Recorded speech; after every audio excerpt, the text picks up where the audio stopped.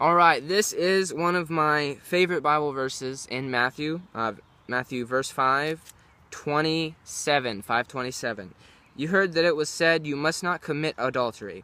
But I say to you that everyone who keeps on looking at a woman so as to have a passion for her has already committed adultery with her in his heart.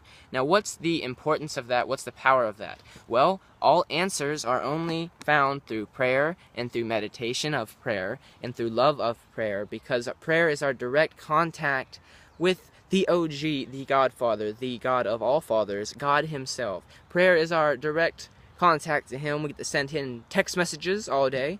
But what's a fun way to think of life so that maybe we don't sin as much, maybe we don't stress as much, maybe we don't panic attack as much? What's a better way to do that? Well, an interesting idea God's given me the other day. I was praying for ideas on how to make life simpler and more fun, and this idea came to me the other day, so thank God. The idea was treat life like a movie, and it made a lot more sense to me. It seems like everyone is trying to be a character that they are not. I was for 20 years, but not even that. It was on and off. It wasn't all the time. No, it seemed like I was two people. I was the mask and who I wanted. I wanted people to see me as. That's what the mask is. And the true you,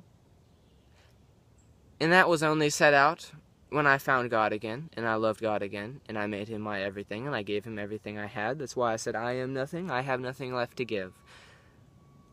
Oh my goodness. And God's the most amazing thing. You just give God your chances, you give God your choices, you give God your love, and just see what happens. But treat life like a movie. And where do you get your lines from? The Bible. It teaches us how to act in this movie.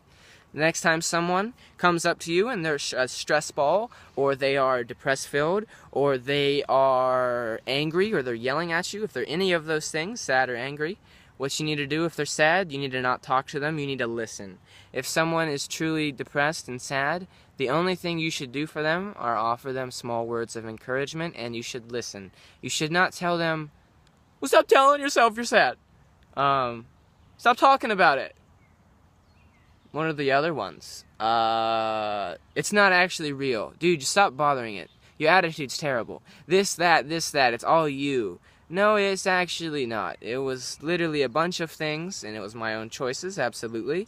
But you have to be completely honest with yourself. The main reason why I felt like I was lost, and I felt like there was a hole inside of me, and I had depression and sadness, it's because during those times, I didn't feel like anyone was there to understand me, and that was false. But that was some of the illusion that I had. I had so many illusions in the past that I have been freed from, and that's all thanks to God.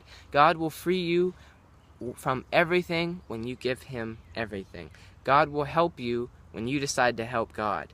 God will talk to you almost, and I wouldn't say talk to you, he will show you things when you decide to show him things.